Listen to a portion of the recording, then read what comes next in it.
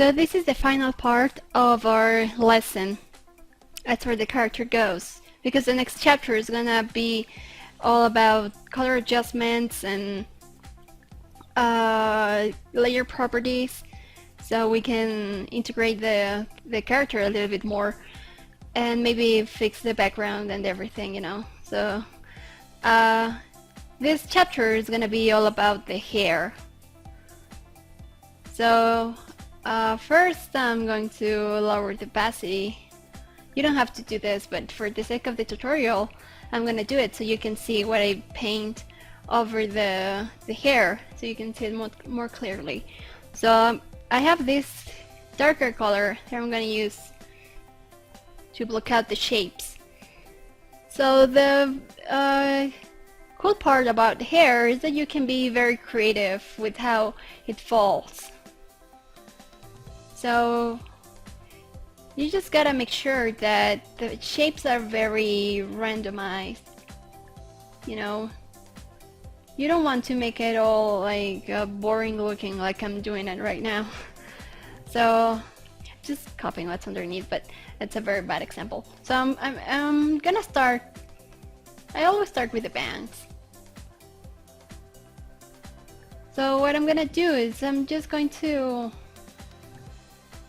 make the hair go different directions. The bangs usually just go to the same direction, but you can play like in these two images that I have them here because they're both reference for the hair. So I'm just gonna try to copy some things I like about them, like this thing over here. The hair kind of overlaps itself, so I can just do this, you know. And here I have some hair strands coming down like so.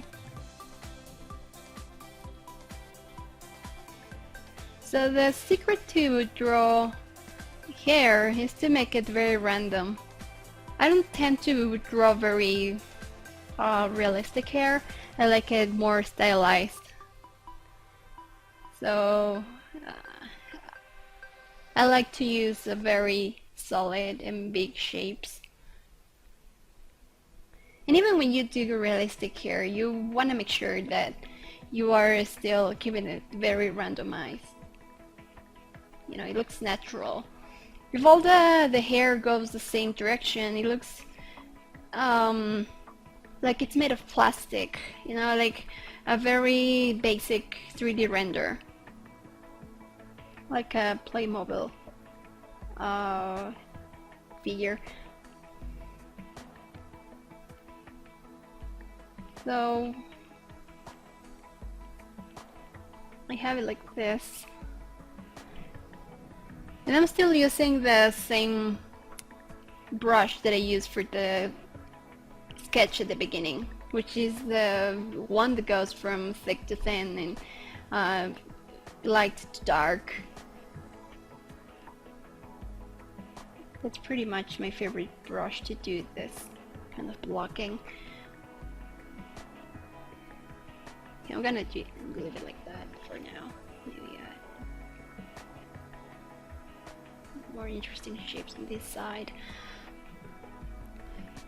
So for the rest of the hair, I'm gonna start with a very what's it called, uniform shape, like the one that goes all to the same side. No boring hair. I'm still going to make the hair strands different sizes.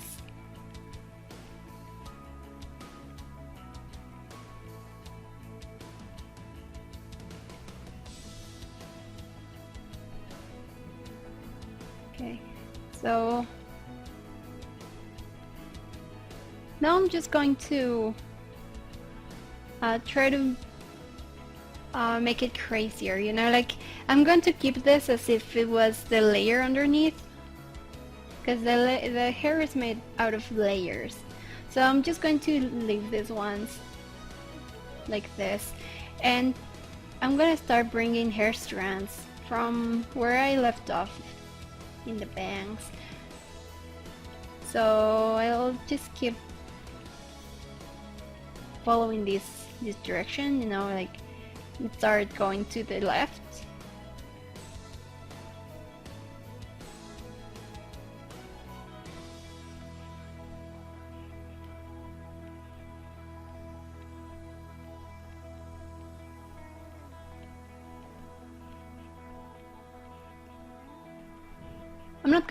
I'm not gonna get very specific with the shapes, the individual shapes. I'm just doing the blocking for now.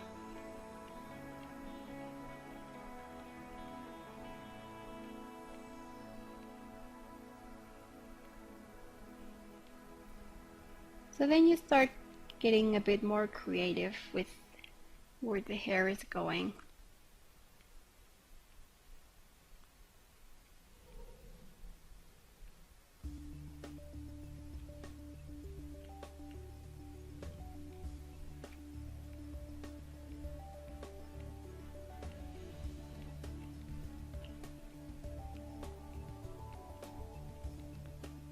I'm going to follow the shape of the head.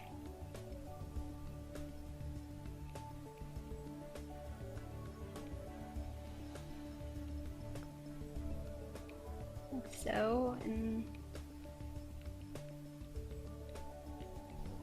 I'm going to do this kind of shapes here, like it's wrapping around, you know, because the hair is wrapping around her head. So I'm going to convey that form by doing this kind of curve.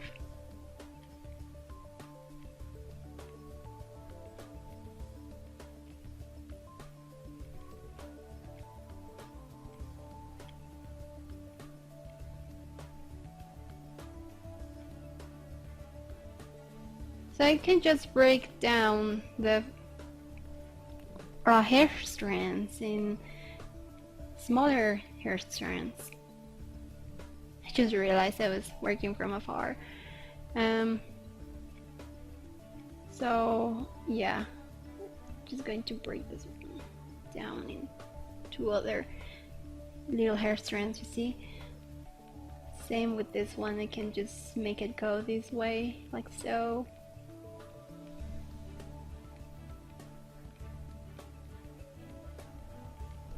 And this one just kind of wraps around and goes to the other side of the head. This one is just a tiny hair strand wrapping around as well. See? And this one breaks down in a smaller hair strand.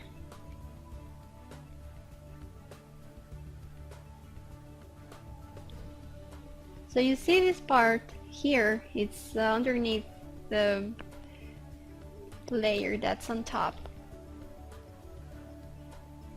So I can just draw a little shadow, just as an indication, just to let me know that that part is going underneath. And this is just going to be shadow because it's the back of the hair.